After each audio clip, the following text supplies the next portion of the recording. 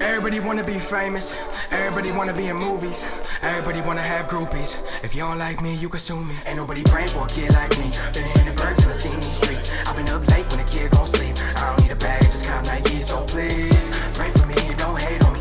Pray for me and no slavery. Pray for me, please wait for me. Pray for me and stay away. Hey, my name is Tyler Boronski. You're watching my YouTube channel where I'm sitting down with recognizable faces. Today we're at the Lululemon in Pembroke Pines, just north of Miami. Just wrapped up the Mindset and 4 Quarters of Leadership podcast live event with none other than Alec Ingold, who has a million different titles. I could go through the list and all the accolades, but I want to hear from you. How would you best introduce yourself? Man, just trying to be a better version of myself tomorrow and today than I was yesterday. I think that's it. You can do that, trying to inspire people to believe in the best version of themselves, writing books, playing football, doing podcasts, whatever it is, man. We're just trying to be our best. Exactly. He's doing both on and off the field, playing for the Miami Dolphins, Pro Bowl fullback for them, I should say, but then also with the podcast with Mindset, your foundation, Ingold Foundation, just a lot of different ventures, author as well. That's why I'm saying there's a long list of titles. Overall good guy too, that I'll add to that. So, I love it. You talk about so many different, things when it comes to mindset, leadership, resiliency. What would you say are your passions, really, man? Yeah, I think I'm definitely a very reflective person, and being able to help educate, teach, empower the next generation of leaders, and giving my lesson in a vulnerable way. Whether it is a book, a podcast, a foundation, an event, like it doesn't really matter what the medium is. Being able to try and give people the courage to be the best version of themselves, to try, to put themselves out there, to be themselves, I think is all kind of wrapped up into one. So I think that's what the main mission of today is just creating an environment for people to feel like, man, I have the courage to go be myself and walk this life that I'm meant to walk. Why is it so important for you to be as vocal with these lessons as you are? I mean, the opportunity of a lifetime is only here for a lifetime of the opportunity. So, a handful of years from now, no one's going to care what I have to say, who says it, because we're in the NFL right now. We have this amazing platform. We want to be able to utilize it. I remember growing up in Green Bay and seeing the NFL athletes walking around like larger than life. I would listen to Amon Green talk at our school, and I remember those conversations and the lessons that he was teaching us. And I was like, man, if I ever make it to that level, I'm going to go all into that space, hopefully making the most and maximizing that platform while I have it. What were some of the conversations today that you heard, both from fans and then obviously had some guest speakers today too? So what were some of those stories? I think just being authentic. The little things are the big things. Who you are as a human being is so much more than what you do. To be able to find anchoring points in your life, to check in with yourself, to be consistent, to put on guardrails during the storms in your life so that you're consistent, you're trusting yourself, being prepared.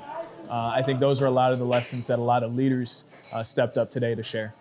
What's one of those aspects that you just touched on that you personally have struggled with that you're still working to get better at? I think I'm working on all of it. I think being vulnerable is a huge one.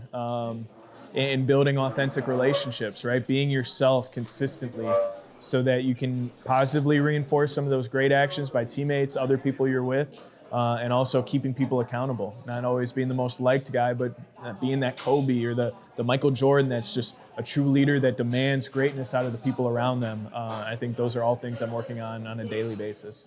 All right, I mentioned in the intro that you are an author as well. I know you wrote the Seven Crucibles during the rehab process when you tore your ACL with the Raiders in 2021.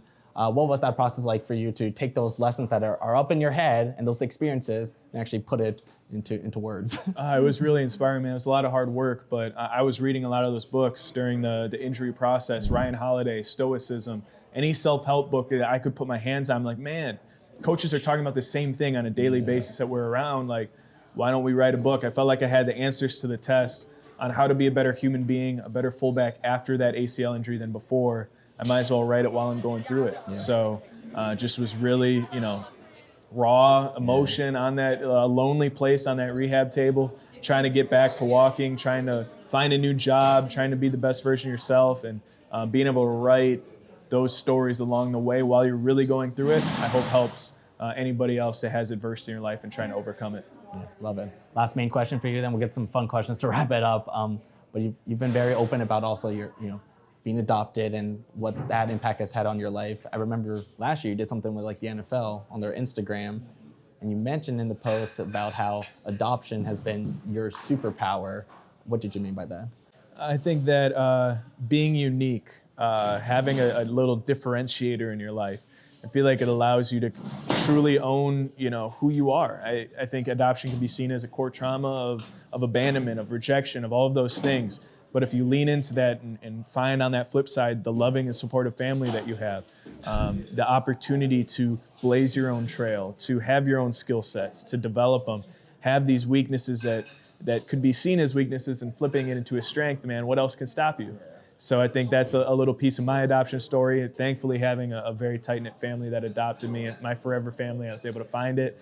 And now I'm able to play with purpose in being an advocate for those in foster care, being adopted, walking in that journey that they're all walking. Very cool. All right, like I promised, we'll get to some fun questions now, some rapid fire. I gotta take out my phone to remember some of these questions, man. But there we go. There you go. First thing that comes to mind. But the beautiful thing is this is edited, so I can make it look like this is the first thing if you need to. All right. Favorite road environment? Give me one college, one NFL. Iowa for college. The Wave in the third quarter is outstanding. NFL, road environment. Let's go Kansas City. I like Arrowhead. Kansas City. There you go. Yeah. I like that one too. That's a good choice. Go-to pregame meal. A pasta. I go pasta, man. Get like, yeah, we got like a chicken Alfredo, a little pesto sauce in there, a little broccoli, a little spinach, oh wow, little the onion, Dolphins. little mushroom. Yeah, it's awesome, man. I love it. Favorite piece of sports memorabilia you own? Ooh. Have you done the jersey swap thing yet? Have done the jersey swap thing. Who'd you do it with?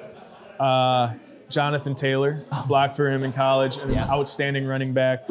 Jersey swapped with him, so I think that's up there at the top. Oh, there you go. Do you remember the message he wrote or something along those lines? It's all about the dog pound. The dog pound's our running back room back in Wisconsin, so it's definitely special. What's something you could beat Tyreek Hill at?